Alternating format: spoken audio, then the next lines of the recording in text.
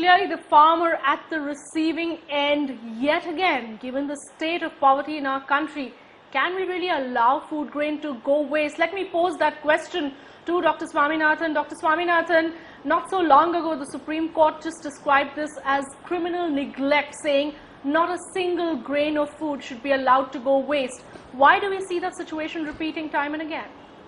Well, this has become a chronic problem.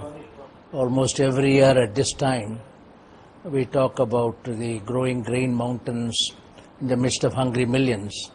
And this year, the further compounding the problems is the problem of gunny bags. I think they should have been much better forecast. The weather has been extraordinarily good for the wheat crop. The yield of wheat is a gamble in temperature. This year there was a mild temperature during March and part of April. And therefore, everyone who knows the crop knew the yield is going to be very good.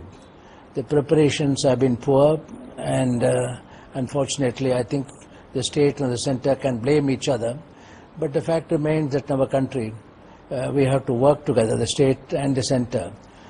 This is why I have long believed that we require a mechanism, a more enduring mechanism, not an ad hoc solution, which can anticipate problem, take anticipatory action in the area of post-harvest management of the grains, just as the Canadians have a Canadian Wheat Board, the Australians have Australian Wheat Board.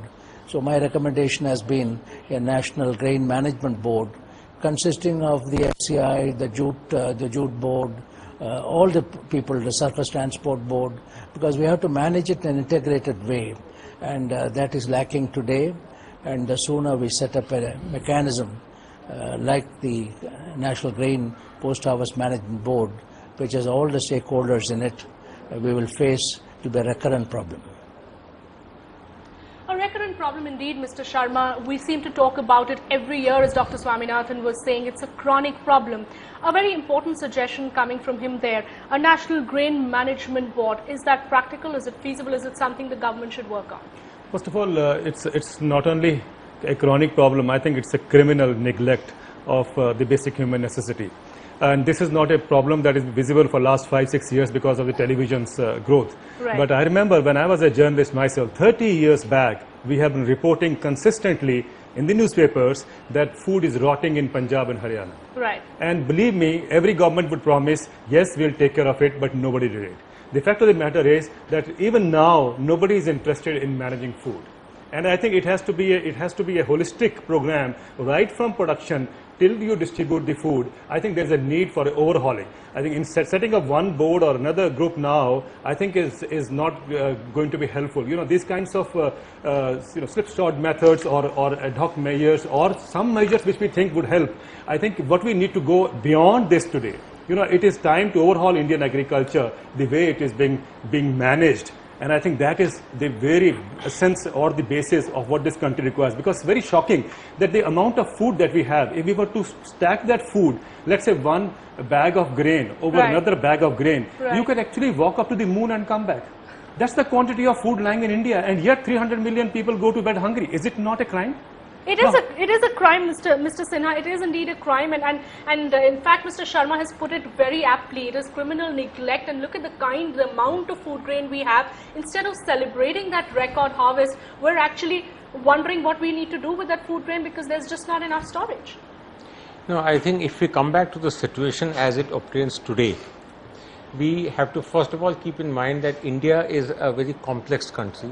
There are variations from state to state.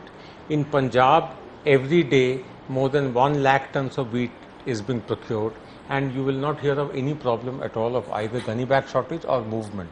On the other hand, but Punjab has been actually blaming the centre, favouring Madhya Pradesh and politics over the entire food grain management. Nonetheless, there is no gunny bag shortage in Punjab. Right. But on the other hand, in a state like Rajasthan, where the daily procurement is less than 5,000 tons, there is an acute gunny bag shortage.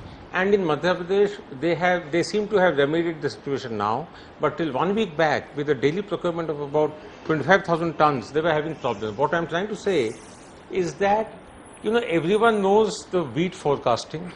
and everyone knows that the gunny bags are, they have to be procured on a central basis through the DG S&D in Calcutta. If only every state government and the government of India would put its act together state-wise, this problem will not arise. I think Punjab and to a large extent Haryana, their wheat procurement is like a national festival. Every part of society is involved in it in a very positive manner. There the opposition and the ruling parties don't even indulge in a blame game, trying to blame each other. They try to solve the problem. In other states, I think what is happening is, instead of doing good local planning, they are indulging in blame game at a very late stage. Now if you get gunny bags, it takes about a month for the gunny bags to come. It's already too late. By then the wheat procurement season would be over.